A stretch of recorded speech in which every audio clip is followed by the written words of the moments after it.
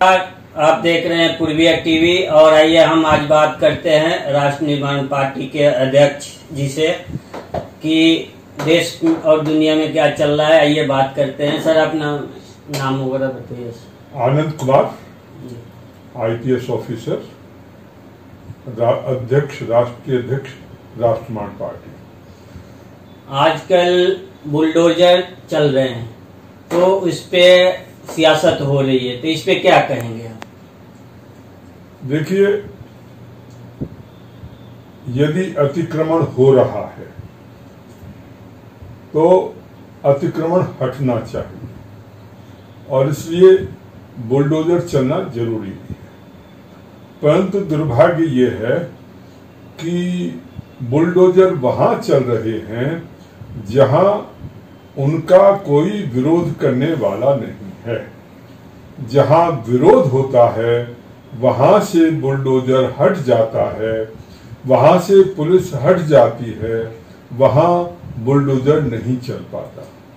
तो ये जो दोहरी नीति चल रही है कि जहां लोग कुछ नहीं कह पाते और जो एडमिनिस्ट्रेशन का समर्थन करते हैं या पुलिस का समर्थन करते हैं उनका तो आप तोड़ के चले जाते हैं, और जहां लोग जो है विरोध करते हैं वहां आप कुछ कर नहीं पाते। जैसे शाहीन बाग में कोर्ट जाने की धमकी दिए हैं तो इसलिए वहां पे कार्रवाई नहीं हो रही है, इस पे क्या कहेंगे? देखिए जी, नियम यदि लागू हो रहा है तो हर जगह के लिए लागू होना चाहिए।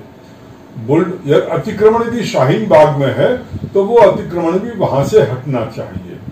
पर दुर्भाग्य ये है कि ऐसा लगता है कि अभी देश जो है वो लोकतंत्र के रूप में काम नहीं कर रहा है, ये भीड़ तंत्र के रूप में काम कर रहा है। जहां भीड़ इकट्ठी हो जाती है, मरने मारने को तैयार है, वहां से आप भाग जाते हैं, और जहां लोग जो हैं कुछ नहीं कर पाते हैं, बेबस हैं, ज्यादा विरोध नहीं करते हैं, वहां पर आप तोड़ के चले जाते हैं। तो ये जो स्थिति चल रही है वो गलत है। शाहीन बाग में भी अतिक्रमण है, दूसरे स्थानों पर भी अतिक्रमण है, तो वो भी हटने चाहिए और वो नहीं हो पा रहा है। तो ये जो है, ये जो दोहरी नीति है इसका हम विरोध करते हैं। दूसरा इसका जो पक्ष है वो ये कि जिन लोगों ने, जिन अधिकारियों ने या जिन नेताओं ने पैसे लेकर के अतिक्रमण होने दिया, उनके विरोध में अब तक क्या कार्रवाई हुई? और अतिक्रमण ऐसा नहीं है कि एकदम से हो गया। अतिक्रमण जिस समय हो रहा था उस समय कोई न कोई अधिकारी रहा होगा, उनके ऊपर सरकार भी रही होगी, मंत्री भी रहे होंगे। तो वो लोग जिन्होंने उस समय अनदेखा किया या पैसे ले दे करके अतिक्रमण होने दिया, तो उनके विरोध में भी कार्रवाई होनी चाहिए। उनके विरुद्ध भ्रष्टाचार का काम करने के लिए कार्रवाई होनी चाहिए।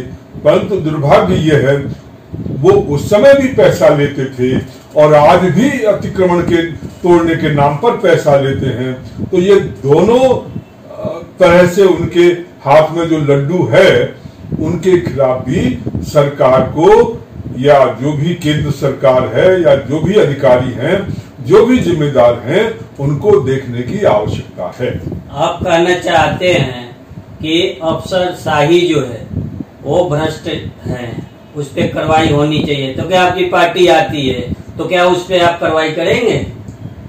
निश्चित रूप से हम उनके विरोध में कार्रवाई, जो भी ऐसे भ्रष्टाचारी तत्व हैं और जिनके रहते हुए इस ढंग से अतिक्रमण हुए और जिन्होंने पैसा ले दे करके अतिक्रमण होने दिया और जो बिना किसी नियम के आकर के जो है तोड़ देते हैं, किसी को भी तोड़ गए या पैसा लेने के लिए तोड़ जाते हैं, ऐसे अधिकारियों के विरोध में हम कार्रवाई करेंगे और निश्चित रूप से कार्रवाई करेंगे।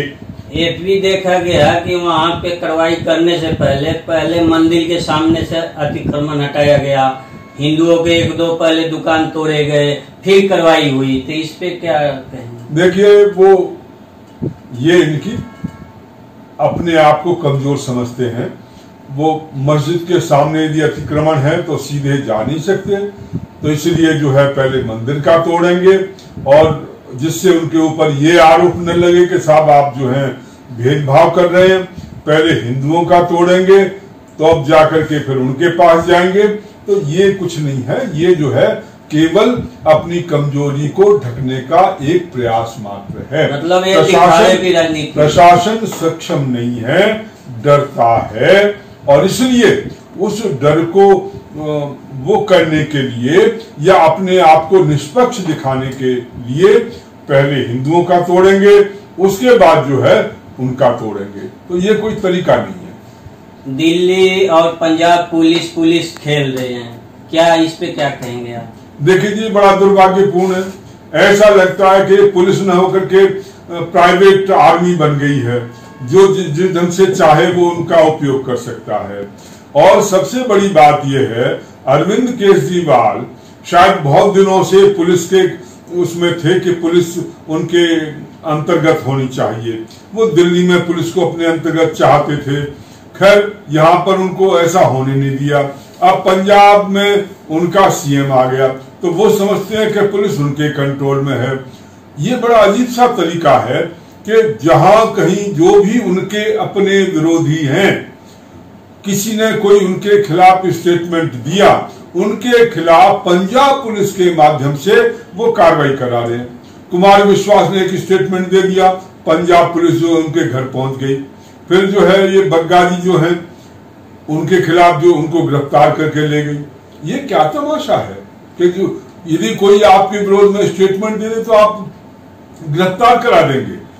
देखिए, अरविंद केजरीवाल मूलतः वामपंथी हैं, कम्युनिस्ट हैं, जो कि अपने आप में राष्ट्रवादी विचारधारा में भरोसा नहीं करते। राष्ट्र उनके लिए कोई मायने नहीं रखता है।